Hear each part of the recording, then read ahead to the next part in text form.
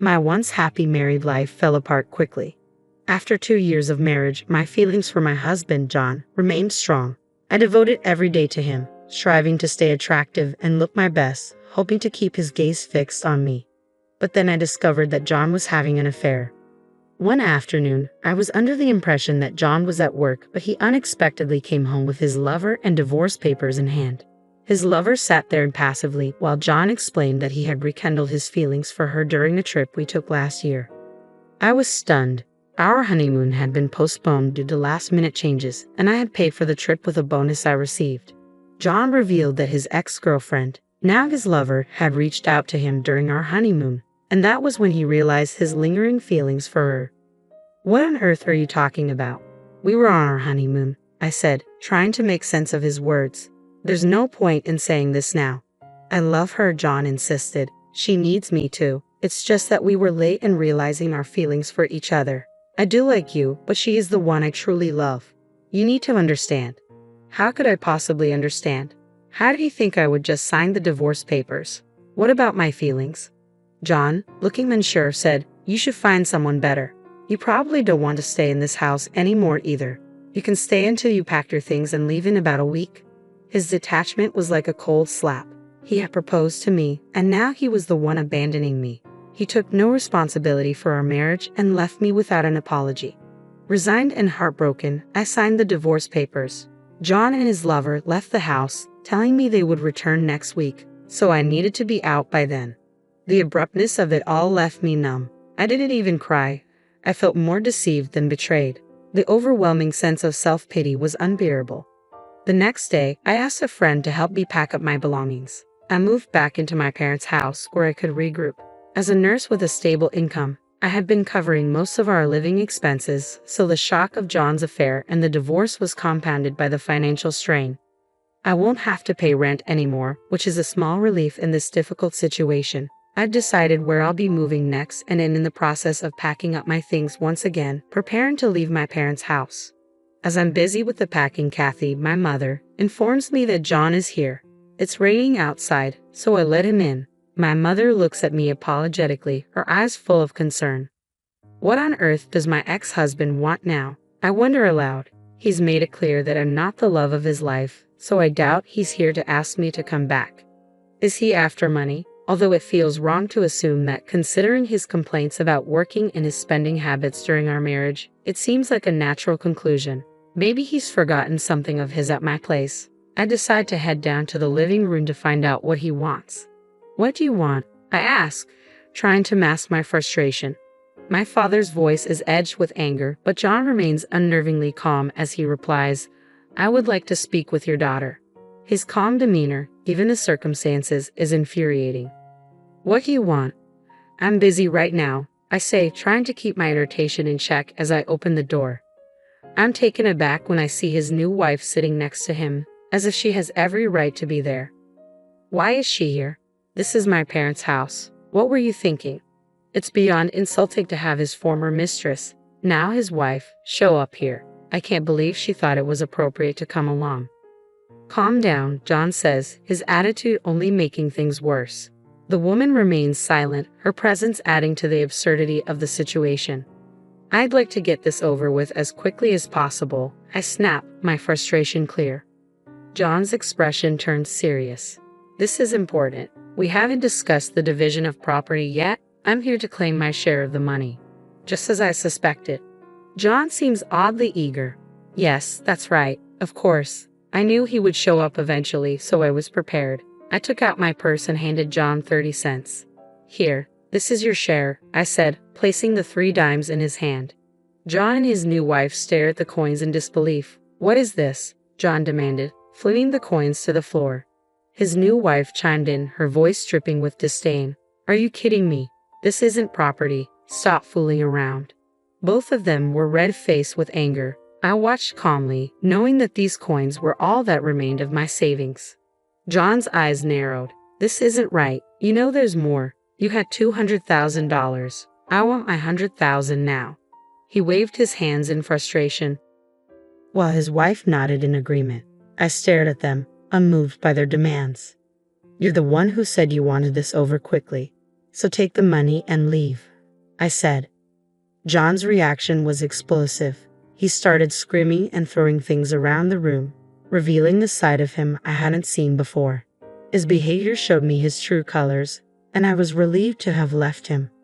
The noise and commotion attracted my dad, who had been out of the room, and my brother, who had just arrived home. My dad, though initially frozen by the chaos, quickly stepped in. He grabbed John, restraining him and preventing him from causing any more damage. I quickly filled my brother, a lawyer, in on the situation. Given his knowledge of the divorce, he grasped the scenario immediately.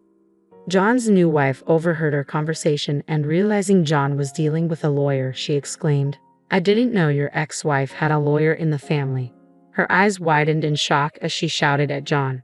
I was perplexed by their relentless pursuit of money. Even though I had no desire to engage with John, I decided to ask him, "Why do you need the money so desperately? You divorced me for this woman, claiming she was your dream. You chose her over me and wanted me to leave." John sighed. "Yes, but the division of property is crucial.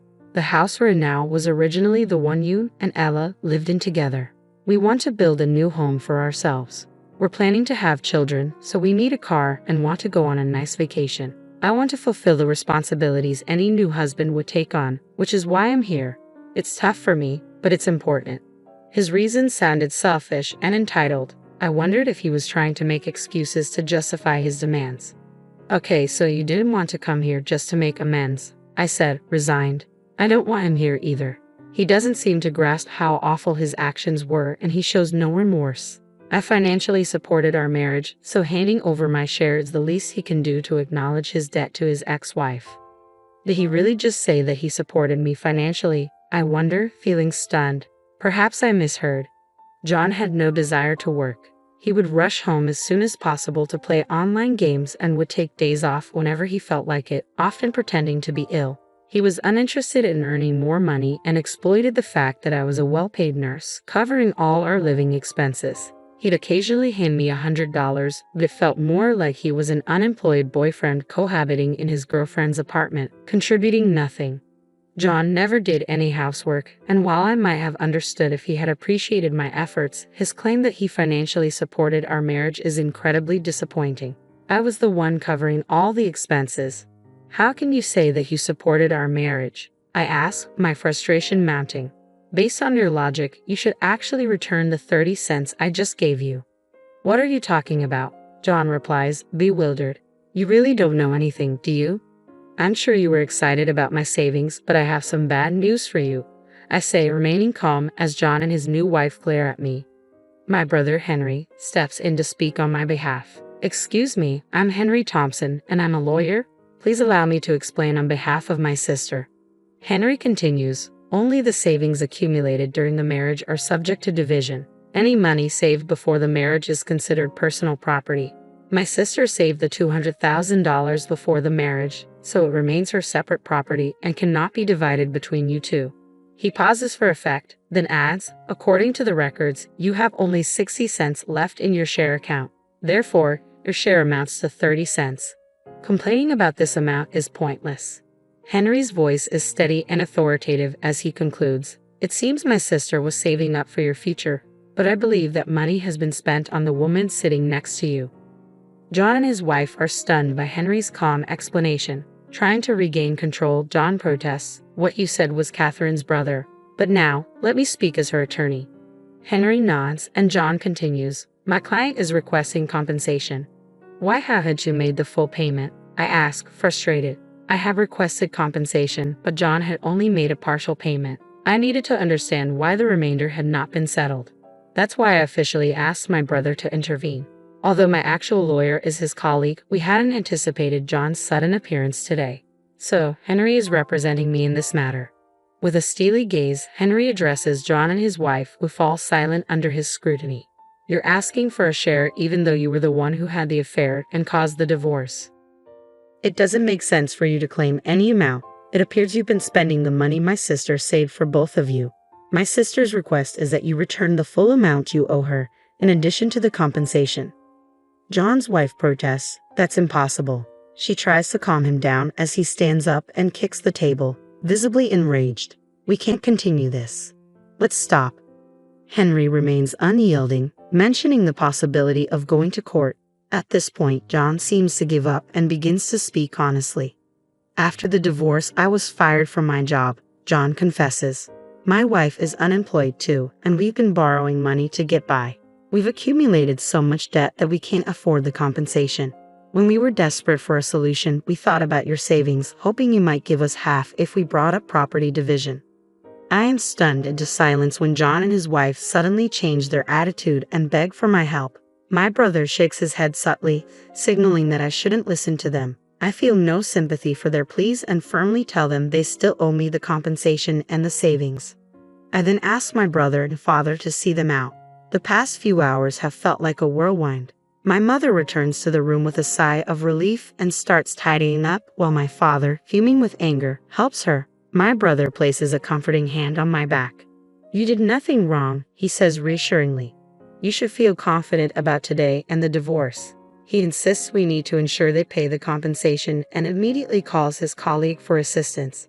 All of us at the law firm are on your side, he assures me. Exhausted, I lean into my mother's hug. You did great today, she says. Let's all go out for steak tonight to lift our spirits. I gratefully collapse into her embrace. My dad and brother agree to the dinner, and we enjoy a wonderful meal together that night. Later, with the help of my brother, his colleague, and the law firm, the compensation and savings are successfully recovered.